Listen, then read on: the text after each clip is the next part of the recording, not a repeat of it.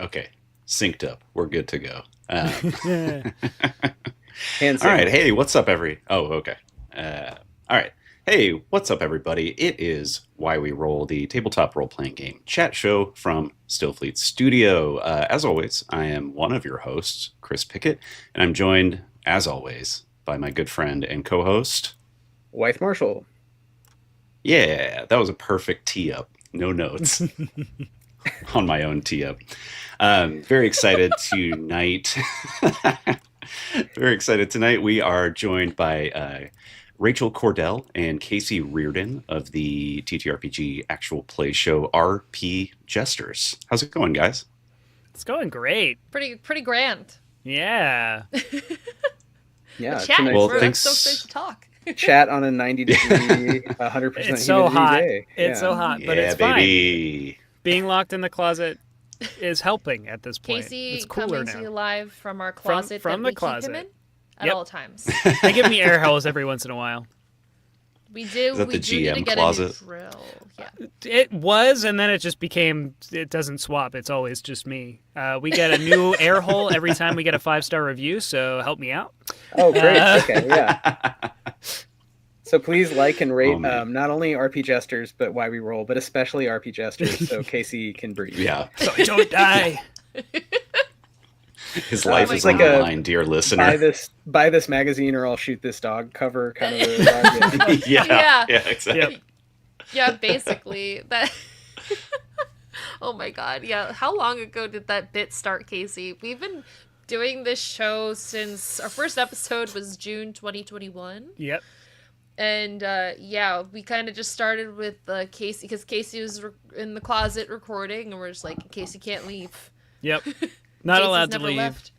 Been there No. for 3 years. Well, why don't you tell us? So the show is called RP Jesters, right? Yes. Yes, it is. Making some actual play in the greater New York City area. And we have a fun, exciting announcement. So not only are we going to talk about your cool actual play, but some of new upcoming exciting actual play, which I'll let Chris or one of y'all Yes. say. But yeah, Chris, should we ask the traditional first question that we always ask everyone? Yeah, I think so. I think that's always a solid way to start out. Good starting point Right is at the the start. Yeah. Yeah. Any good starting point is the start. Well, actually, there's a few different starting points. We could ask about the beginnings of RP Jesters, but what we usually kind of start with is how did the two of you kind of individually get into role-playing games? What's your history with it? And, how did that lead you to the creative process of creating a wonderful AP for people to listen to? We have Casey, a wanna very start? similar story Yeah, to we each do. other because we We started do. around the same time. Exactly. You can go. the same You go time. first. Well, okay. I mean, I guess it kind of started with, like, Casey and I both went to college together, and we were friends. But specifically, we went to Hofstra University in Long Island, and I was on the Quidditch team. And, already bookmarked that. I was on the Quidditch team, and our collective first DM asked me and one of our other friends, Dawn, like, hey, do you want to play D&D? And we're like, yes. So, like, then we started getting the band together, and it was like me, Don, Casey, and a couple other people started our first party, and eventually Sky got into it, who's another one of our cast members, although Sky had played before that. But yeah, we started 10 plus years ago. 2013. This would have been 2013. Yeah, so 12 years ago. Oof. But yeah, that was like our first D&D game that went for like a year and some. Somewhere around there. And then we had a different campaign with, like, the friend group shifted, more people, less people, blah blah blah. But yeah, we've been playing for the first time. You want to talk about our first characters, Casey? Oh man, yeah. I mean, so my first We character cringed was collectively. incredibly uncreative. I was playing a ranger named Oliver Queen, so it was at the time that Arrow was coming out, and Sure, big oof. My second character was much better than that, but yeah, very very uncreative with that. Well, see, at least your character was like, an archetype, like a cool, like, my character, on the other hand, I cringe at so much, was a elf character named Avalon, who at the ripe young age of 100 years old left her non-magical elf community to see the world and learn to be a sorcerer. I mean, So they're both listen. classic tropes. Yeah. yeah, they're both Yeah. both classic tropes. There's nothing wrong. I really do think, especially for first characters and things like that, there's nothing wrong with like leaning into your influences, right? Like we all do it anyway, whether we're playing, GMing, writing the games. It's all going to come through somehow. So maybe it's It's cringy, also- but I don't think it's too bad. But a non-magical elf at 100 years old? That's I mean, like how are you 15 not for an elf, right? Too? Yeah.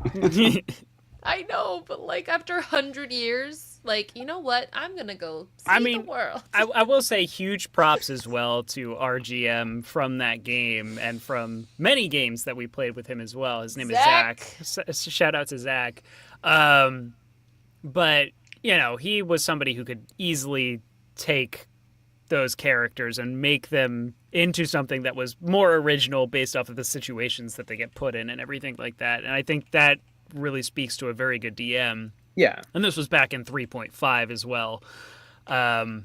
So Well, that's something I want to ask y'all about is taking these tropes, because you've done a lot of different stories. So maybe this is one segue into RP Jesters and some of the stories you've told. But you can take any trope and like reinvent it. Like if you've ever read one of the comics called The Batman, and then you read one by a different guy, it's like they're almost different Batmen. It's like they have the same exact backstory. It's these parallel dimension things. And I think there's a fun, Pierre Menard tries to write the Quixote, having never read the Quixote element to RPGs, where like every time you play an Elven Ranger, you're like, this time it's going to be the most archetypal. Like I'm not going to be Legolas, but I'm also somehow going to be this dead-on like archetype. So since you guys play sort of shorter campaigns with different games all the time in different genres, you've gone through many iterations of like classic tropes, but found a way to like make them all unique and bring. I think it's a good show from what I've heard. It's very good. Yeah. Thank you. So maybe that is to what Chris was bringing up before. Like, how did you go from we like playing games together to we want to make a podcast and do it, at a very high level and put out a lot of content. It feels like just scrolling. I was like, man, y'all have once lot a week, of once a week, Yeah. if not more on it's- our Patreon as well. Yeah, we've That's definitely wild. expanded. I mean, actually, like you were just kind of saying about like the archetypes and kind of like taking a character and like redeveloping them. That's basically kind of how like that leads directly into how we started, because I was doing I'm a Twitch streamer. I stream on Twitch as Majora's Rose, and I've been doing it since 2018 now. And I just was like, I want to stream a D&D game. So I got Casey on, and I got a couple of other friends together, and I was like, why don't we, like, I want a consistent game. I want to stream it. Like, let's do this.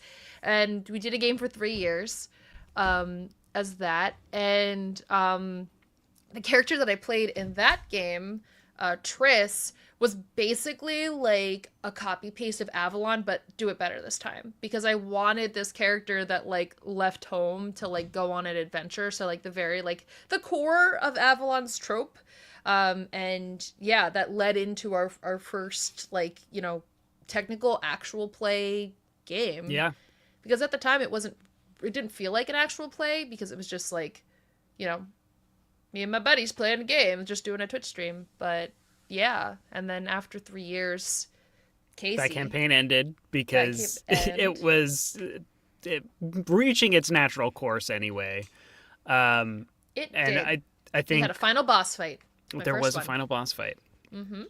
I think, Rachel, you were the one who approached me about turning it into a podcast, or did I No, approach it you? was you. That Did was I? your Oh, buddy. okay. It was your idea. Yeah, you came to me, and because I was like, I was like, why? Sure, I love to. But yeah, it was your idea. You were talking about it for like a couple of weeks, I think, or like even a month. You're like, That yeah, could guys, be. like I kind of want to do like a thing. Like I want to go with this. And then when it ended, you came to me and said, do you want to co-produce? And I was like, yes. Why? What does this mean? I don't know. And we figured Let's it out cast together. Let's cast our friends. Let's go.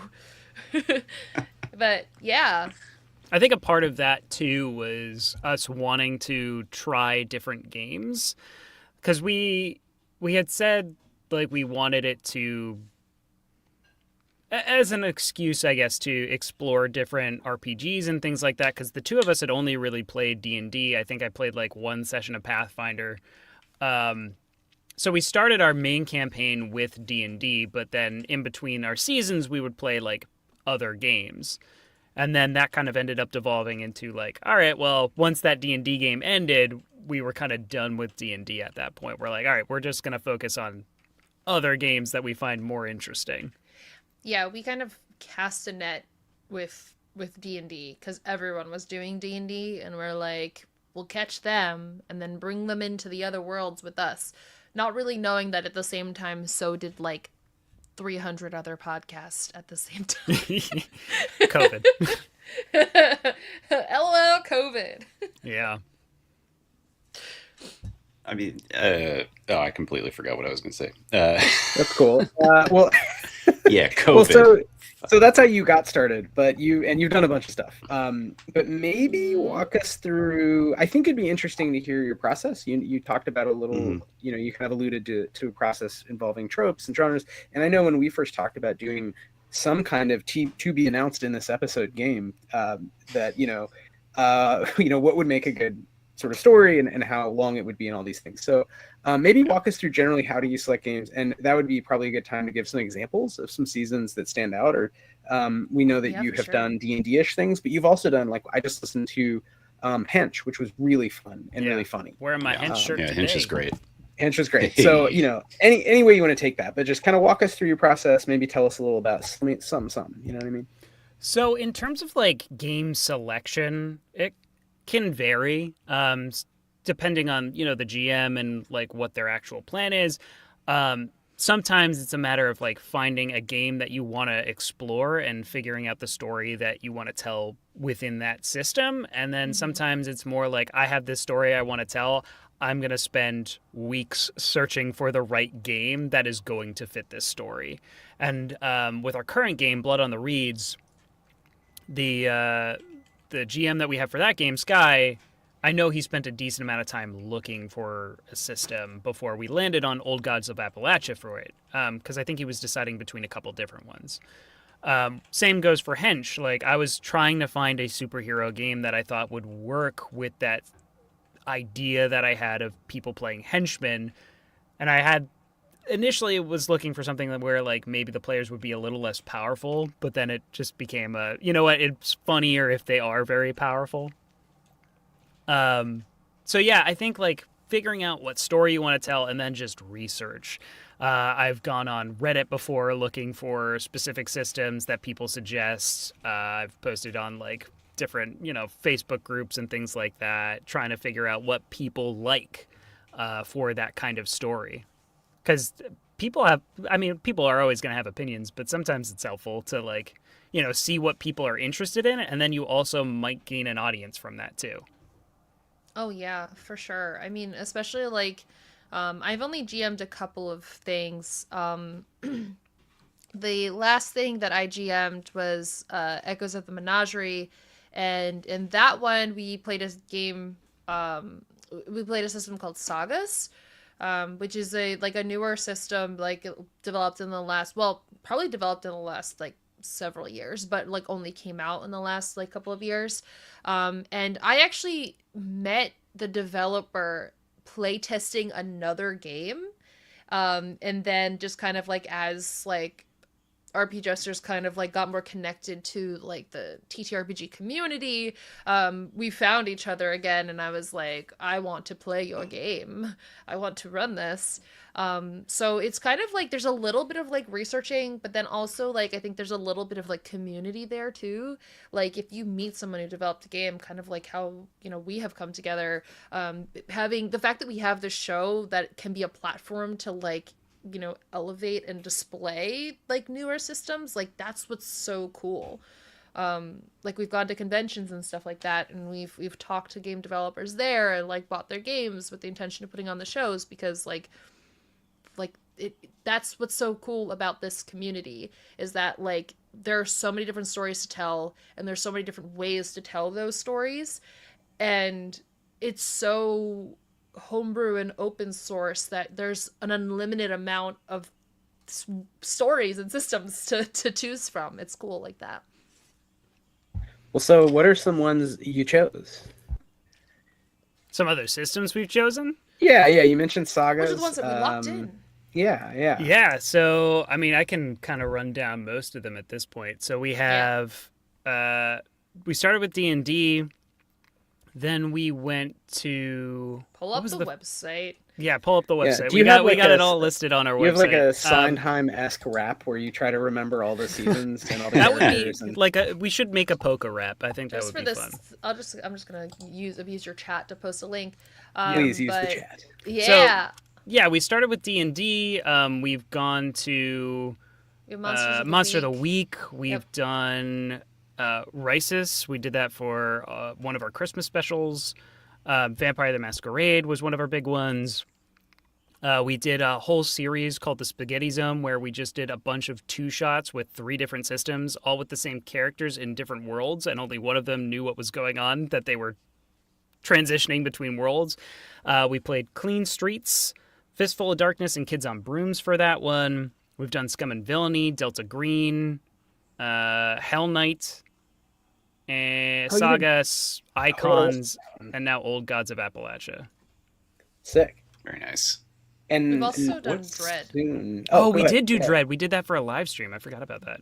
And we've done The Stars Are Dead for our live show. Yes. Oh, nice. Oh, nice. Nice. Yeah, you've really done a lot. That's really a nice breadth. Yeah, sorry, Chris. Yeah. Yeah.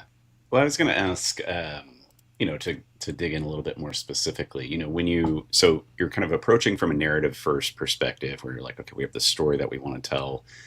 In the systems that you do end up choosing out of the myriad ones that you have chosen, are you specifically looking at mechanics? Are you looking at like play loop or story loop? Like what is it? Is there like a kind of like thread that ties it together? Or is it just kind of really dependent on the vibe that you're going for? I think sometimes mechanics plays a role in it. Like for Icons specifically, one of the things that I liked playing with was the random element of character creation where you're rolling for the powers that you get within that for your hero. So it kind of gives you these like wacky combinations that appear in comics a lot, and you have to kind of justify them, and that's part of the fun with that as well.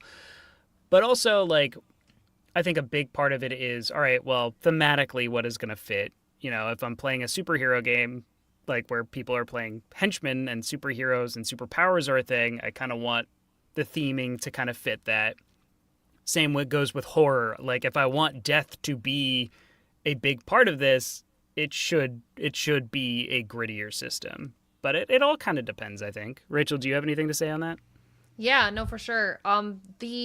Like with Sagas, for example, that one I knew I was going to do the system first, so I developed the story afterwards.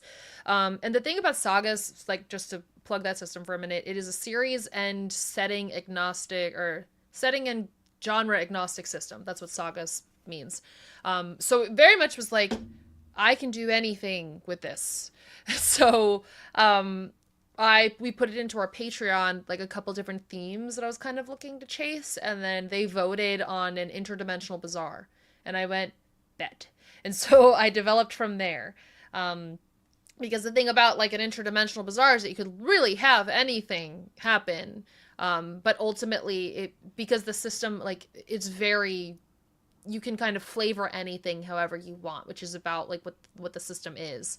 So putting it in that setting that was so like amorphous kind of gave me a lot of freedom to decide like what I wanted to do with it. And ultimately like the core of the narrative ended up just being the mystery itself and developing that. But like all of the flavor and floof around it was kind of where the theming kind of came into place.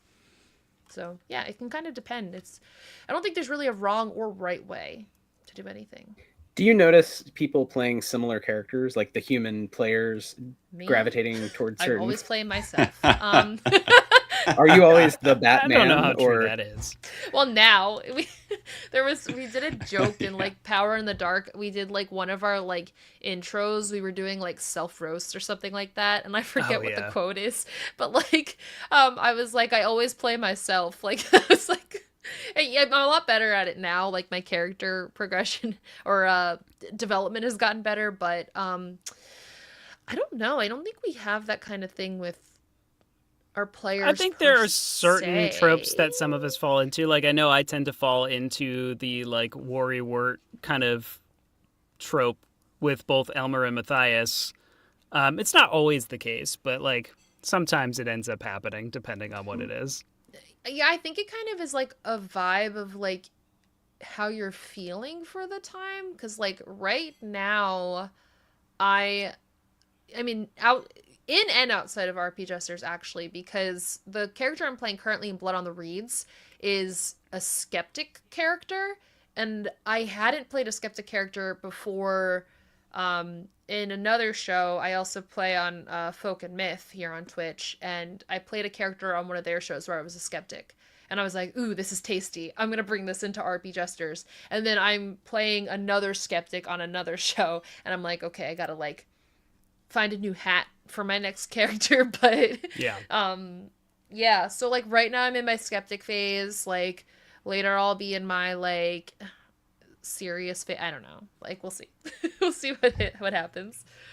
I think we're all in our skeptic era right now. Yeah. In particular, it's a good time for it. Yeah, or counterpoint, new sincerity in autonomous communes that will arise in the rubble of the empire. That is, we can see it falling in slow motion, anime style, outside our windows. In the meantime, y'all are producing so much AP. Who has time for all that? So, Chris, would this be a good time to do some spoilers for the upcoming season of RP Jesters and why it's so important to the two of us particularly? Yeah, I think so. I mean, I don't want to take it away from Casey and Rachel here. So, if would y'all be interested in introducing the little crossover that's happening? Casey, yeah. go. So, Casey, you take it. I met Wythe through a RPG event in New York, and we got to talking. Obviously, with him being a game developer and all of that, and me being an AP producer, connections were made, and we found out that a brand new game is going to be coming out on Kickstarter, created by both Wythe and Chris here, and that's true. It is called Danse Macabre, and we are going to be running it on RP Jesters in a show that is going to be called Lost Requiem. Oh, Lost Requiem is so good. We actually hadn't heard the title, so this is yeah. We're hearing it first. You guys. We're hearing it first. And it's first here, folks. If you haven't heard of Danse Macabre, it's Chris's game. Chris is creating it. I'm just editing it. Our company's publishing it. It's Chris's game, and it's all about the heart is really song. So I think Requiem is great. Is kind of the key word there. Beautiful choice. No, that's exciting. Yeah. So we are very excited about it. The game system as a whole, I love the world building that was put into this overall. I mean, you can probably talk a little bit more about that specifically. I love how much like actual history is there. It's a little overwhelming as somebody who's not at all a history buff, but so if you hear stuff from our show that is not at all like historical or even geographically correct, that's because I am not that history buff. But it's creative. Yes, absolutely. Yeah. We don't grade AP you on don't. the show. Yeah. We don't grade AP. There's no value judgments on AP here. But also, it's the game is written to be played with little to zero historical knowledge in mind. So, take creative license with it as you will. I think it'll be okay. And Chris, speaking of the game setting, maybe can you give us a quick recap? I know many people who are joining us on stream may have heard, but what is Danse Macabre Medieval Horror Role-Playing, the new upcoming game that you've been working on forever, and we're finally publishing? It looks super great. We have Anthony Grasso doing the design, and of course, the whole team, is involved with writing and kind of building it out in various little ways. But Chris, it's really your book, main book, and we have now a couple other companion volumes planned. So what is the game that? And then we'll ask maybe Casey and Rachel how much they can say. I don't know. We don't want spoilers. But maybe we can do sort of you lead us up, and then RP Jesters can tell us how they're gonna. How do you bring a game to life? Just take us through the steps, right? Does that make sense? Yeah, that makes sense. That sounds great. So Danse Macabre. Let me put on my narrator voice real quick. Danse Macabre is set in 1390 Constantinople, 60 years after an event known as the Abandonment, which is when death ceased to work the way that it's supposed to. Whenever people die, they are revived within a few hours with dangerous and strange mutations that are called maleficia. And the only thing that can reset the natural order of life and death is this kind of mysterious energy called quintessence, which can be found in artifacts and things that were made before the time of the abandonment. So player characters take on the role of pilgrims, who are essentially conscripted workers who are sent out from the safety of Constantinople into the wilderness to try to survive and find as much quintessence as they can.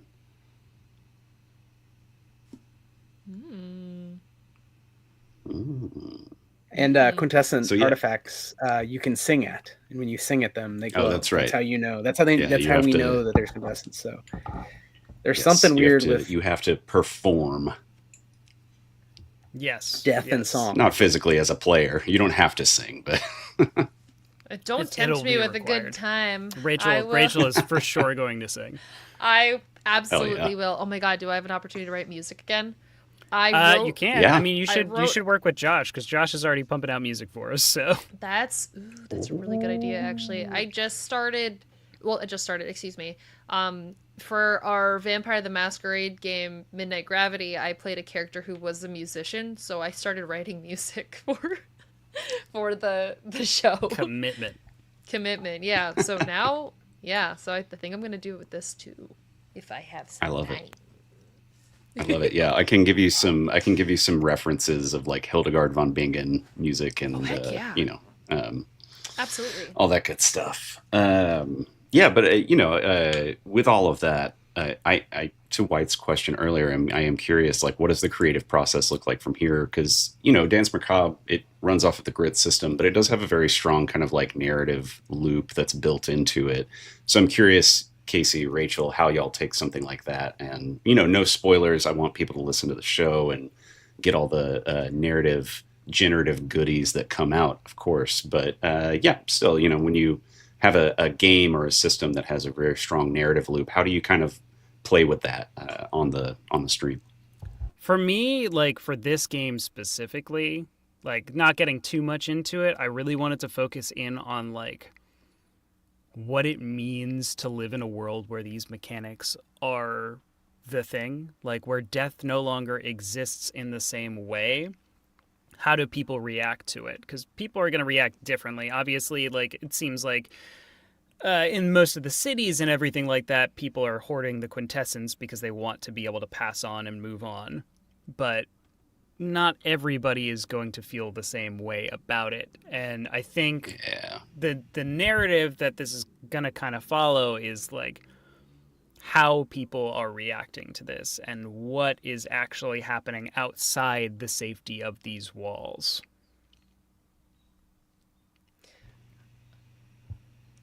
And I want it to be like a very like human story too, actually, just because like it's kind of zombie-ish in a way, with the way that the Maleficia add up and eventually you kind of lose yourself to it.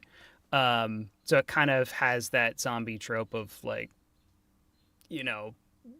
what are people doing in this moment? Because those are the best kind of zombie stories, or stuff like, the Walking Dead or The Last of Us, where it's about the people that are still here.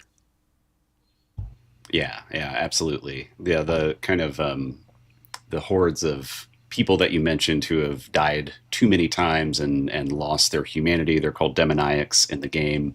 But yeah, they're kind of, it's kind of more of like a background radiation kind of thing. Like it's an ever-present danger, but it is more about like, what individual actors do in that situation, and the kind of, very human narratives that can emerge from that pressure that comes from the danger of it all.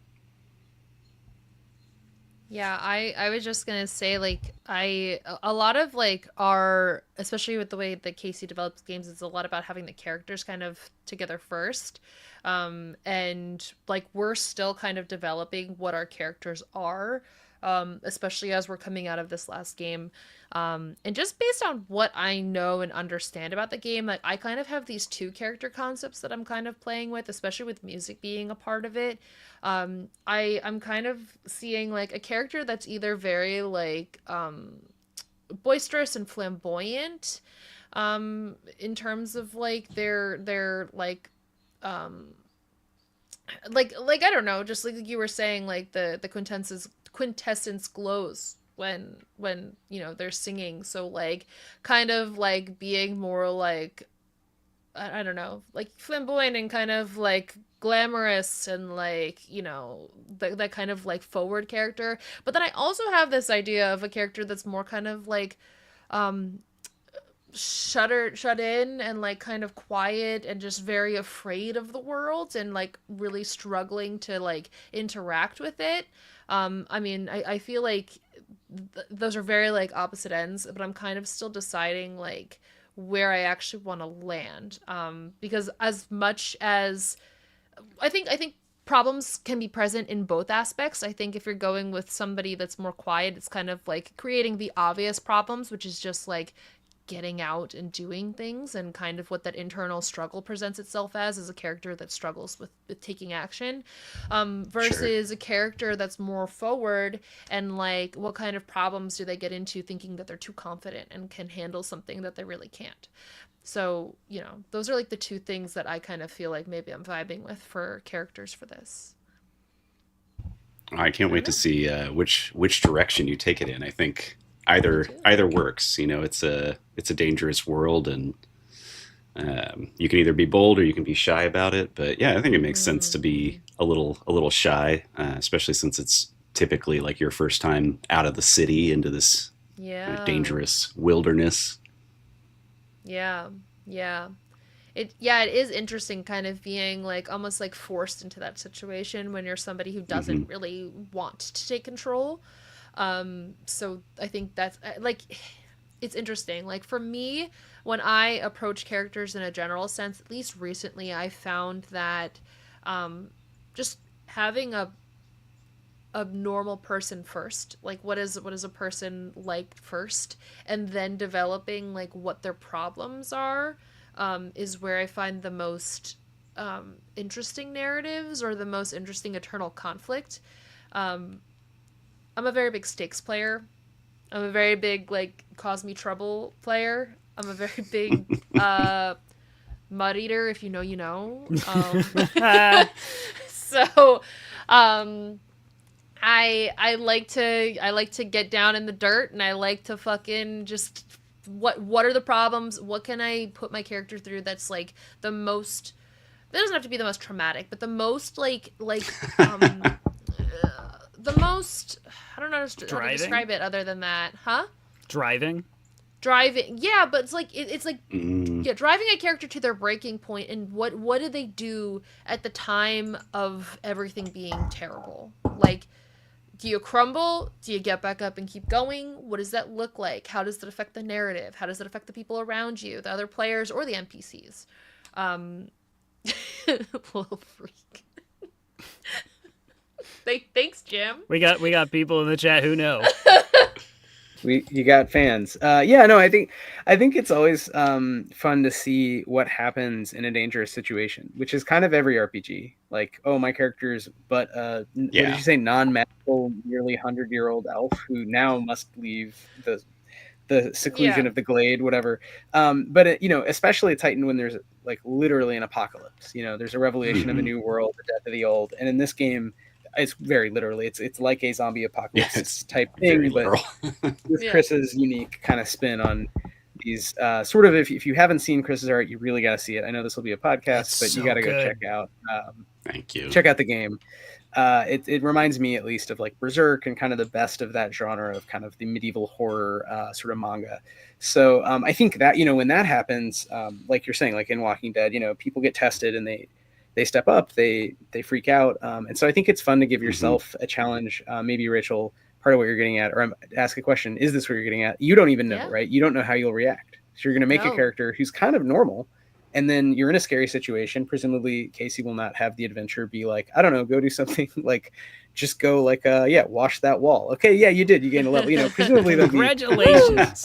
and you'll have to decide. Chip what a your nail and does. die. Yeah. New Maleficia. Yeah. Oh, you fell down. You're dead. Oh, Come back. Yeah.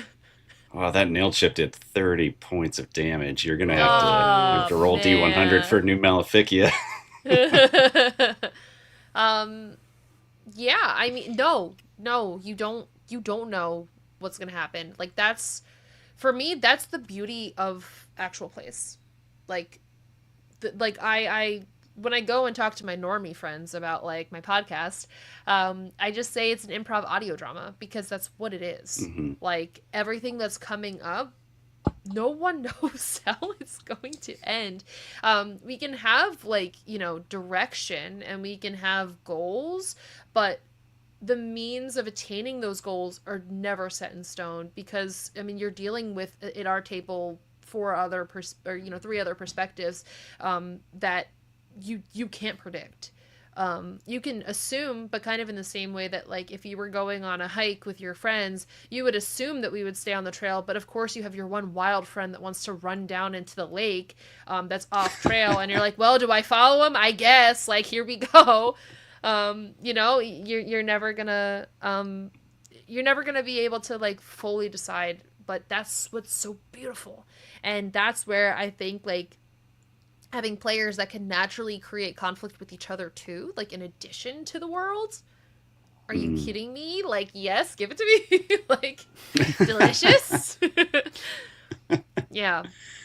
That's so beautiful about that kind of answers a question that I had. And again, no value judgments about AP. There's no wrong way to do it. But I was curious, and maybe Casey, as someone who's GM'd the show a little bit more, you can speak to this, but like, is it largely improv? Are there parts of it that's on rails? Kind of like, what does your planning process look like? And what does it look like when you sit down at the table and actually kind of figure out what's happening? I think when it comes to doing shorter stories that are in like these 10 episode series that we've been doing lately, you need a little bit of rails. Whether that's, like we're doing with Blood on the Reeds, where we need to get off this island, and there's not really a way to do. There's like one way that we can do that. Like, you get that final goal there, and how you get there doesn't matter. But we need to get to the end, right? And I'm still debating what I want that final goal to be for Lost Requiem. I have like 2 ideas for it. Whether I want it to be a little bit more,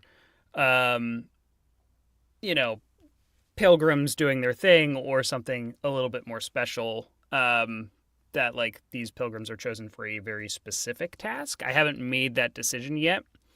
It's not really going to change much in the story, just the narrative and the purpose overall. But again, there's going to be several different ways of doing that. And yeah, there's going to be like specific locations that are probably going to get hit because you have to have something. But what happens at those locations can always vary. I usually plan like and write at least like 3 different paths that they could probably go, and they never go to any of them. So I don't know why I do that. They usually end up making their own by the end of it. Said every DM ever for all time. Yeah. It's still Why helpful won't to you- write yeah. it down. Because rational actors, why won't it's GMs and economists are the exact same. Like, they're Charlie Brown, and Lucy keeps setting up the football, and every fucking time we're like, yeah, this time humans will behave rationally as no, they did. Fuck me. Nope. It's great. Part of the joy. Yeah. Casey, how do you deal with that? Do you have like tricks? Do you feel like it's just practice, improv, or is there a certain It's sense in which definitely you- definitely practice. I mean, for me, I'm an actor. I was in an improv troupe in college, which I haven't done much like actual improv outside of, running RPGs, which I do like in several different locations, Casey including does a lot for of work. improv. Yeah, with that kind You of stuff do for sure. a lot of improv. Just Um, admit it. Just admit it. I do so much improv. I just don't have any shows you can go see, like in the theater. You can obviously go see the RP Jesters. There you go. But yeah, like I think it's a lot of improv. It's knowing like the setting that you have people in, so you know like how the people in that place are going to react. I'm very much a proponent of actions have consequences. Like if you want to do dumb shit, I'm happy to let you do dumb shit, but you might get slapped in the face. So like I'm totally happy to vibe with that. I think like when it comes to running an AP specifically, you know, having a heads up from players being like, hey, this is kind of the idea that I have going on, so we can like get a bigger story beat in for everybody is huge. And I think that goes for non-APs as well. Like having those conversations with your GM is always going to be helpful. If you're like, hey, this is where I know I'm starting, this is where I kind of want to end, like, can we get to that point? Which doesn't always happen, but like you can usually see it through their role play, like what they're kind of looking for. But yeah, it's a lot of improv when stuff goes off the rails. Yeah, I love that though. I think that's really good at GMing advice and game design advice that can be built into games to some degree is arcs and not being afraid of arcs. In the same way, you know, we're obviously not afraid of tropes. To the earlier conversation of Legolas and Bat People, it's like you can also have arcs. You can be like, I'm going to be the guy who like dies horribly. I don't know how yet, but I'm going to like sacrifice myself, you know.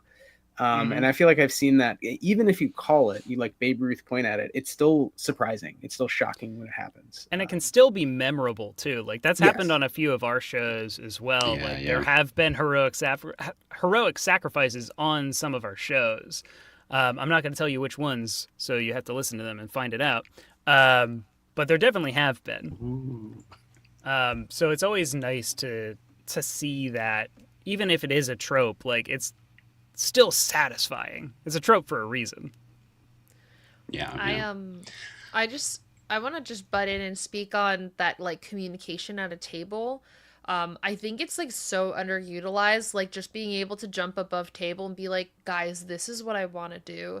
Like I think we kind of forget sometimes, especially with like actual plays, like our show is edited. We have things taken out. So like the seamlessness of the show is not the recording. It's an illusion. It's an illusion. So I feel like especially now there's a lot of like, you know, your D&D game we have to be a voice actor and we have to perform, and it's like no, like we are literally 12 years old in the backyard playing pretend, and this is the part where you go, okay, so like I want to do this thing where I'm going to use this electric bolt and like you're going to react like I shocked you. Like do you remember that? Like that was all part of the you know, pretend that we used to do. We used to tell each other what we wanted to do and what was going to happen. Okay, you're going to shock me, and then I'm going to, like, redirect it like Avatar, and it's going to go to the swing set and electrocute that instead. Like, that still applies to this stuff. Like, and you can talk that out and be like, and go, and then you narrate it as if it's happening. But you have the mutual consent. You have everyone happy with what's going on. Like you can apply that to these games. It doesn't have to be. You're doing this. There's definitely something to be said as well as a GM, letting your players do descriptions, like giving them the ball, and letting them describe what they want it to look like. Whether that's, you know, an attack that they're doing, like that has very little consequence to how it looks, or whether it's like building on your world. Let them build on your world.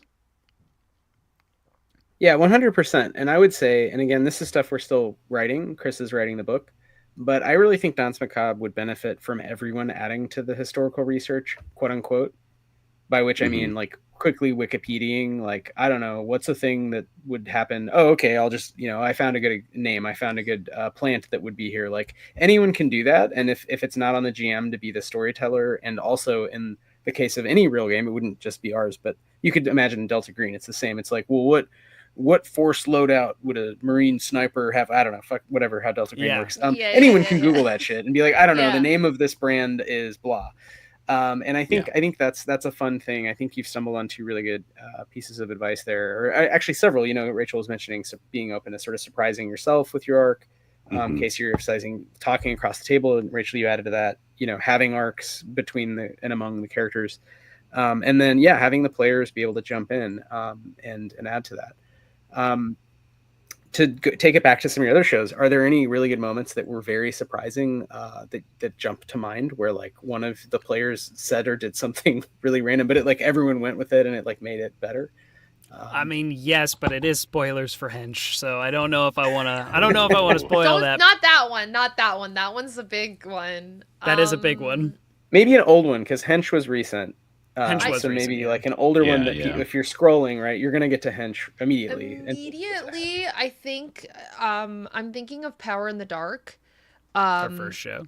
I'm thinking of when we had this mission to go get something from a tree, with the big tree city. Oh yeah. And Yeah. one of the characters, Snowfrid, died. Basically, like through the sacrifice, and we had to like go and like it was like we did mission failed. Like They full mission failed that one. Full mission failure. Full never got into the like I remember we were talking about it, and Casey was like, yeah, there was a lot of stuff in there, and we just didn't do anything because we had to just full tactical retreat to like save Snowfrit. Like that's one of the things where it was like, you know, we all the plan, we had a plan.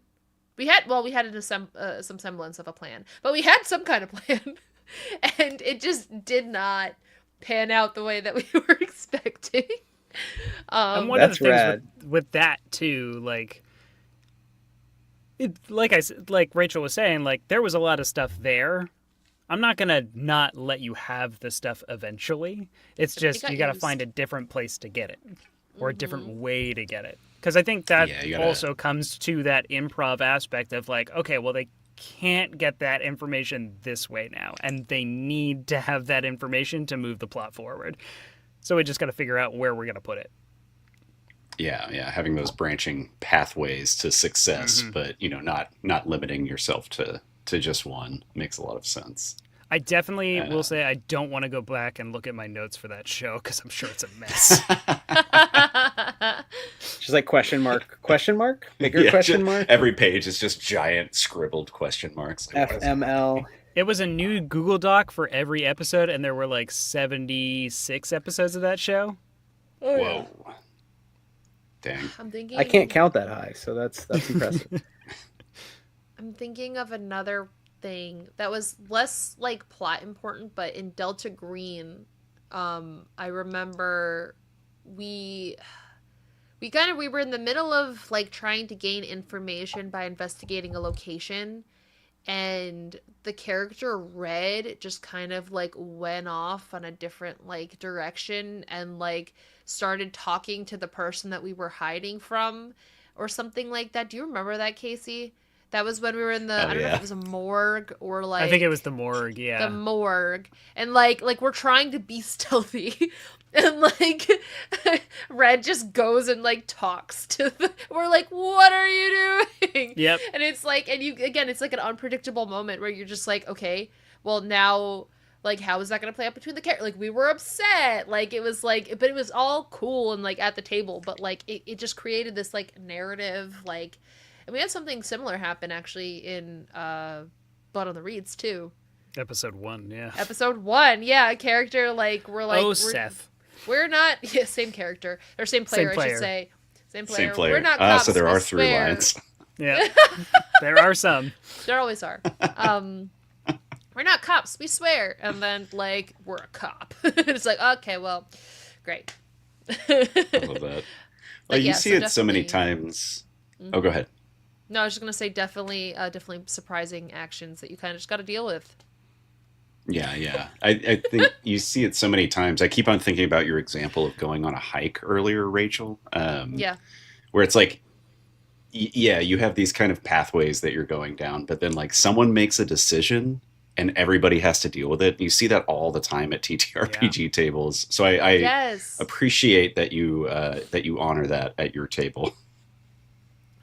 Because what are you gonna do? Like that's the beauty of these recordings, like, you know. And honestly, like for me, like I was having a conversation with someone actually in terms of the LARP aspect. I just went to Darkness Immersion a couple weeks ago in LA, but we were having a conversation which applies to TTRPGs. Is like you have people who are like the play to win people, and then you have the people that are like play to fail, and it's like play to learn, play to adapt, play to make a narrative. Like those kinds of, they're the more the like either theatrical based or just people that just kind of see that there's more fun in causing problems for yourself, which I find very true, and I am one of those people.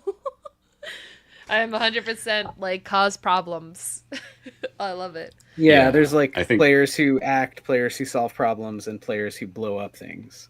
Yeah. They're not Like, mutually there's exclusive, right? There's No, there's they're Venn not. diagrams No, that of are course not.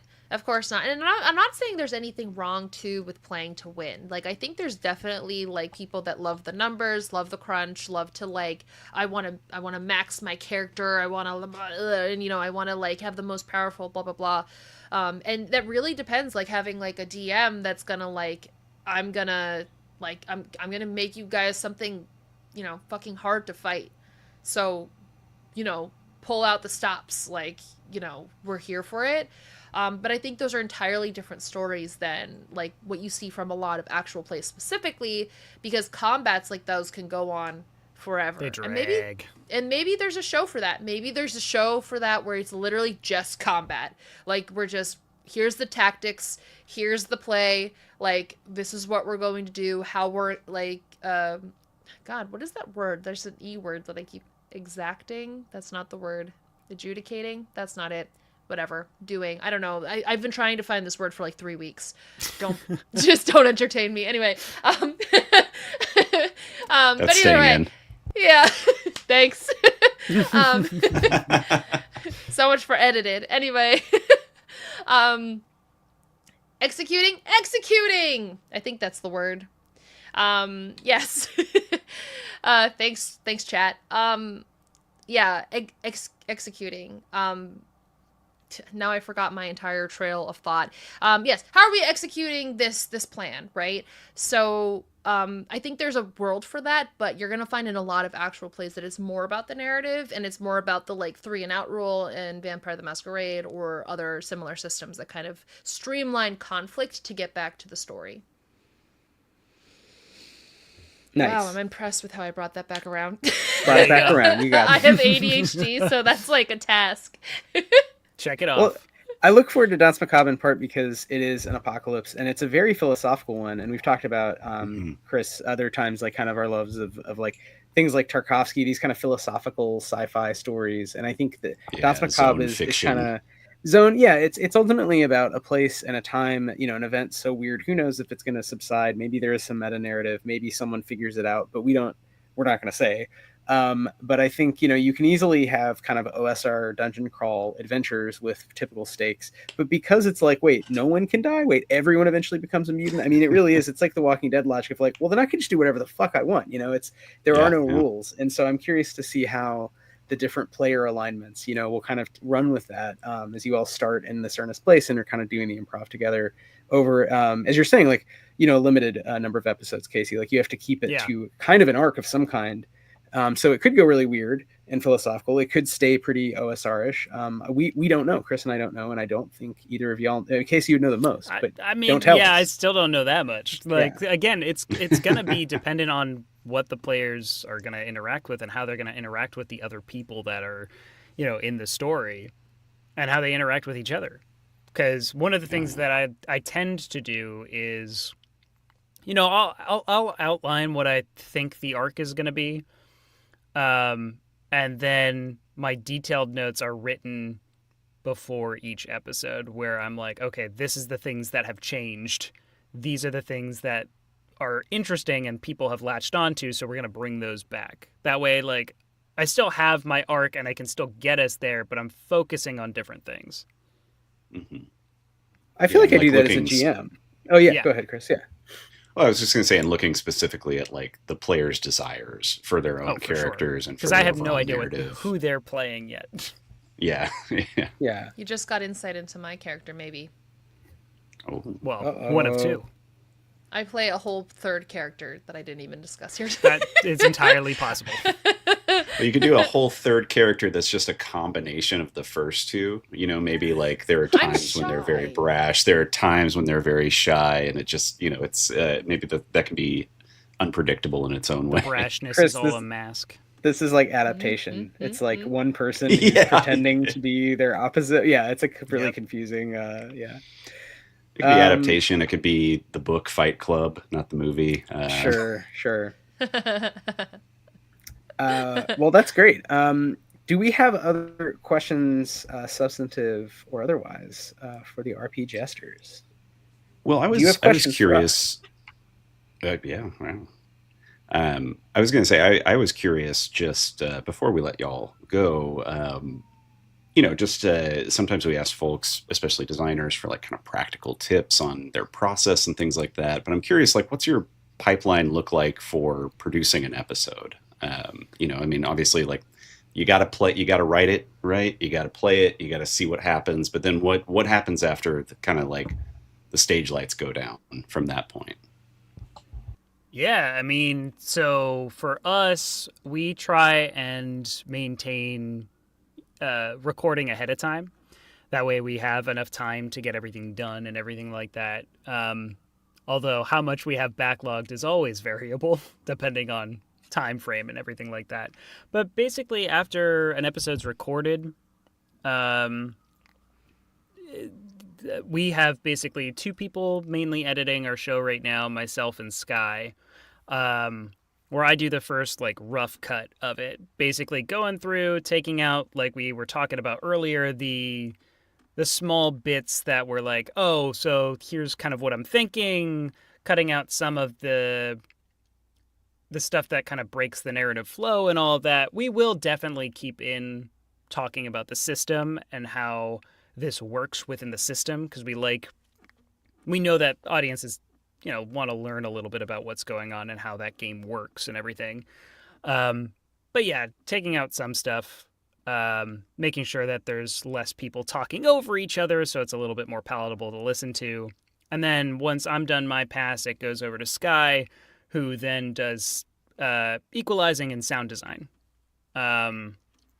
which is phenomenal. Like when you get music that really fits or sound effects that like really put you in that place, especially for something that is audio only, it really does make a difference there.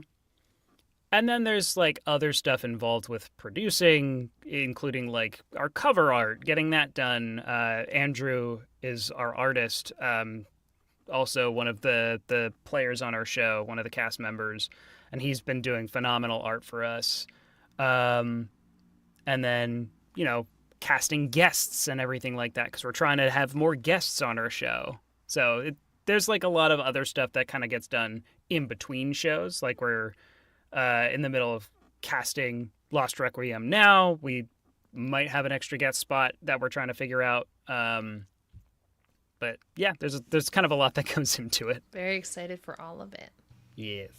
Oh yeah, and Excited for guests. you know, like you said, big ups to Sam. I think y'all definitely have some of the best sound design of Sky, our yeah. local Sky.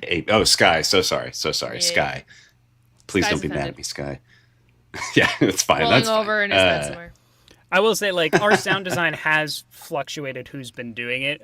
We had another sound designer who was Mike, who got a little bit too In the busy. chat. Yeah, is Mike in the chat? Mike in the Yeah. chat. Hey. But like we've had a couple of people in our editing seat. Sky is the one who's currently doing it. So if you're listening to Blood on the Reeds right now, like that is Sky's sound design. Well, I liked Chef kiss. I liked the editing, the audio engineering, and I also liked with Hench, for example, the attention to time and character development, but it was also short, which some AP is great, but it's like 17,000 hours later, they gain a level. And it felt like the format you've hit on has been really nice to showcase different games, but still have that depth. It actually matches well. I think, Chris, we've talked a lot about this, but sort of medium crunch, medium length, like replayable games, but you don't have to play a campaign for years. You can play 3, 6, 9 times and have an awesome kind of character arc and then say, okay, we want to try something else. So I think it'll be really fun to see what you do with Danse Macabre, and to find time to go back and listen to more of your back catalog. It's one of the things too, I will say, like with playing shorter games, like something to speak on about that. If you're playing a longer game, scheduling is always like the biggest pain for anyone doing an RPG.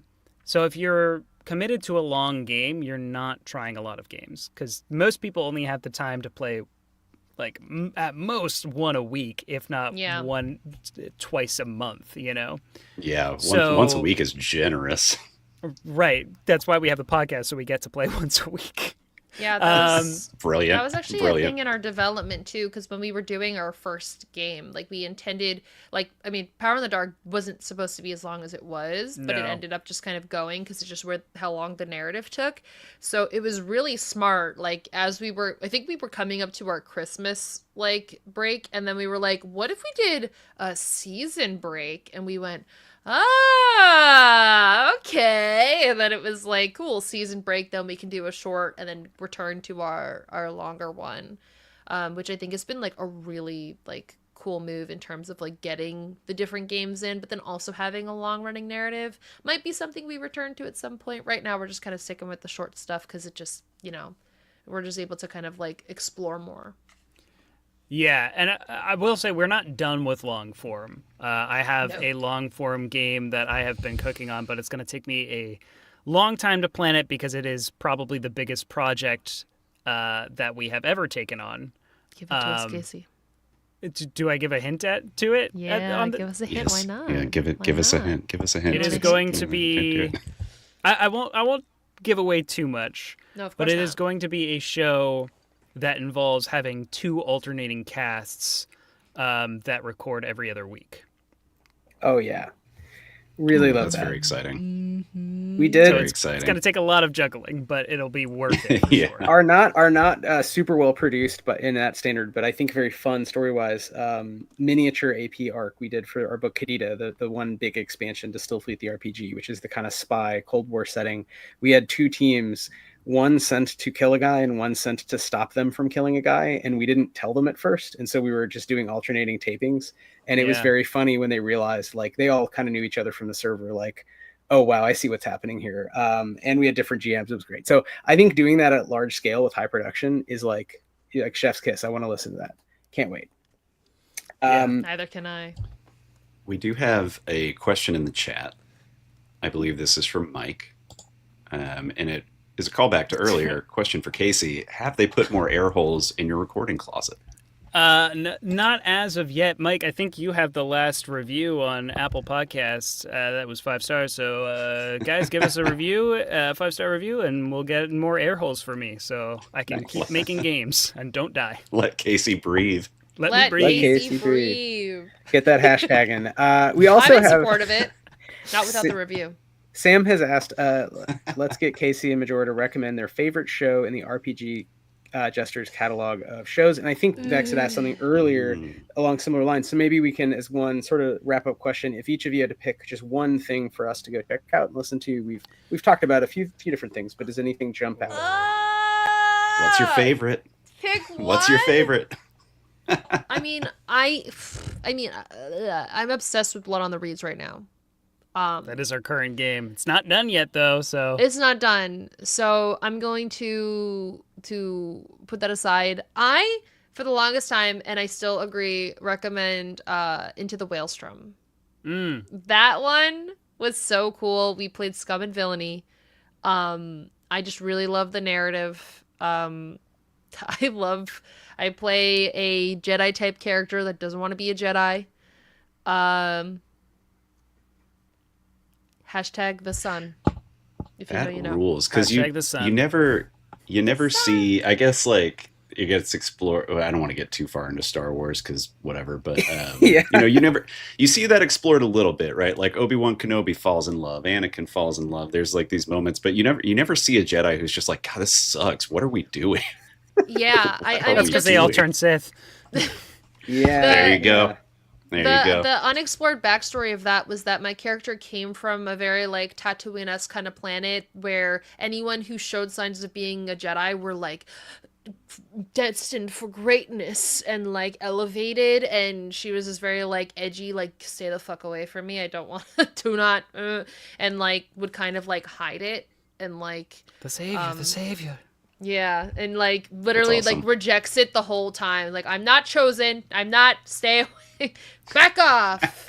So that was really fun to play. But yeah, you go. I mean, for my recommendation, I would say if you're looking for something on the darker side compared to the Into the Whalestrom, which is a little bit more lighthearted, you could check out our Delta Green game, which is called Operation Frozen Operation Dark. Frozen Dark. We just called it Delta Green For the most part, yeah. But yeah, it's it's technically Operation- titled Operation Frozen Dark, Yeah. which has a phenomenal ending to it, great narrative description, because that's something Sky is phenomenal at as a GM, is narrative description. And then I'm also going to plug Hench, just because that also has a phenomenal ending. Hench is like unreasonably good. Like it was a great show, but like we did not expect it to end the way it did, and it was just like so good. Like it, honestly, I think one of the most satisfactory endings like we've ever experienced in any of our shows. I really enjoyed Hench. I listened to it at my day job and had to like stop a lot of real work and pause and be like, hold on. I have to figure out what I have to listen to this. I have to listen to this actually important thing, not whatever we're doing. Yeah, it was great. All right. Well, we covered a lot of terrain. Chris, any last questions before we let the RP Jesters jest on into the night? My last question is the same one I have every time, really, Wythe, is Casey, Rachel, where can we find RP Jesters? How can we best support you? How can we get more air holes in Casey's recording closet? What are your pluggables? You want to start, Rachel? Yeah, like just in terms of like the podcast itself, RP Jesters, we're at RP Jesters all over the internet, on all the different social medias. We mostly update our Instagram and Threads right now. We're getting on Blue Sky again. We're doing it, I swear. We're working on our social media presence. But that's where you can find us in terms of social media and stuff. And then of course, wherever you listen to podcasts, RP Jesters. We keep all of our shows on one streamline, so if you're following RP Jesters, you're following all of our content. And yeah, of course, if you specifically want to put more air holes in Casey's closet, leave us a 5-star review wherever, but apparently we're tracking Apple Podcasts specifically. It's the right one now. that's easiest to search. But you can also do it, all over Spotify, wherever. Anywhere you see a star, give it 5 or 10 if it asks for 10. I mean, just try to give it 10 anyway. Give it 5 twice. That's 2 air holes for Casey. You can make multiple accounts. Just max that shit out. Sock pump it in, yeah. Exactly. You can also support us like through Patreon. We do have a Patreon page. You can get access to our Discord, our bonus content, which we should be having a bonus content with these two as well for our RP Guesters, where we have on that's right. Game developers, usually for shows that we've been doing. So you can check us out on Patreon there. You can also go to our website where we have a bunch of merch, so you can get your own Hench shirt. Join the crew of Dr. Wrath with your own shirt. It's a really good logo. It's also a great logo. Crazy Seth did that logo. So good. But yeah, you can check us out Corroborating, there. very And good also, logo. I should mention as well, we do have a live show coming up. So What? in July 29th at Sip and Play in Brooklyn. Be there, be square. I believe we have. We're celebrating Casey's birthday. Yeah, my birthday's the next day. Hey! Oh, and wow. it is narratively A fellow... relevant. Ooh, Wait, that makes you... Wow. Does that put you in Leo because that's real? I am a Leo. Yeah. Gotcha. Nice. Well, everyone check Stop. out at RP Jesters, and buy a shirt, leave a 5-star rating, and check out the show on July 29th at Sip and Play. Also, if you haven't, maybe follow along with our project, Danse Macabre, Medieval Horror Role-Playing by Christopher Pickett. Yes. The third full game from the Grit system, the third full game from our company, the Stillfleet Studio. And Chris, I know you've been working on it for quite some time, so really fun to bring another sort of sweetheart project to life across now multiple books. It's getting wild. We're looking up. I'm looking up cemeteries in Paris 1,000 years ago. Yeah. All right. So with that, Rachel, Kordell, Casey, Reardon, thank you so much for joining us. Any quick last words? Follow RP Jesters. Listen to our show.